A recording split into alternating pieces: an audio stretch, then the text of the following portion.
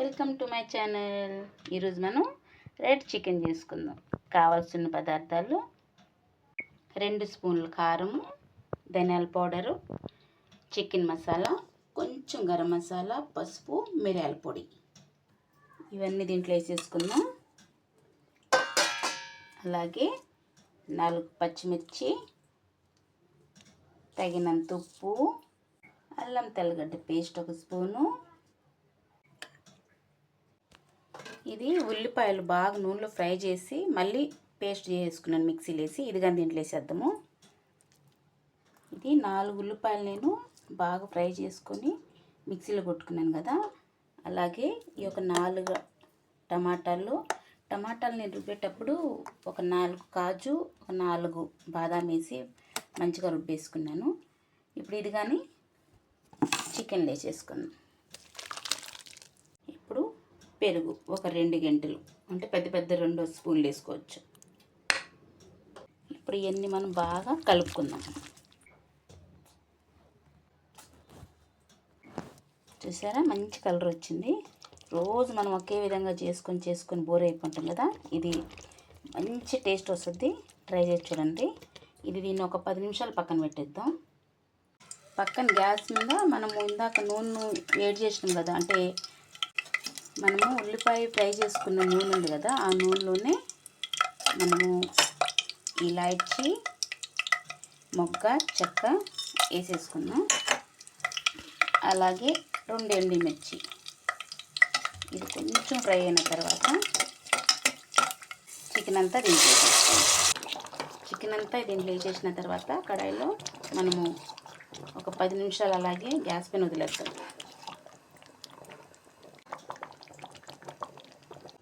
చూద్దామా ఎలా ఉందో చికెన్.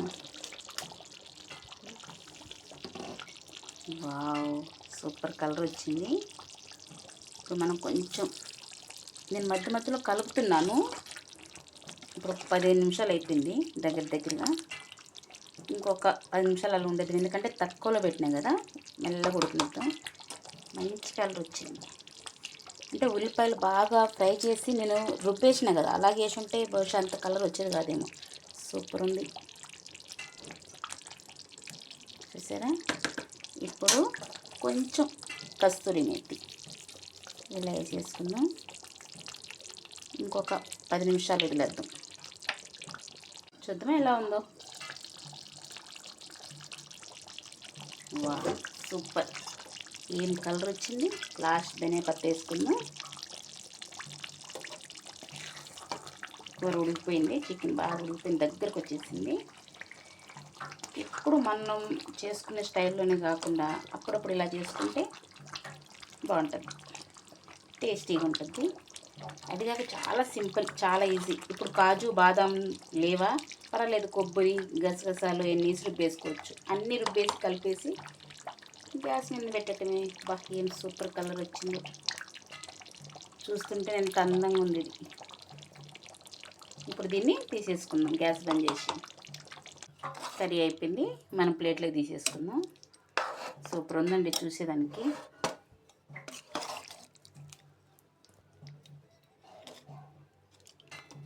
ఇలా బగారా రైస్ అయినా లేదంటే జీరా రైస్ అయినా ఇలా చేసుకొని పక్కనే ఇలా ఒక లెగ్ పీస్ పెట్టుకొని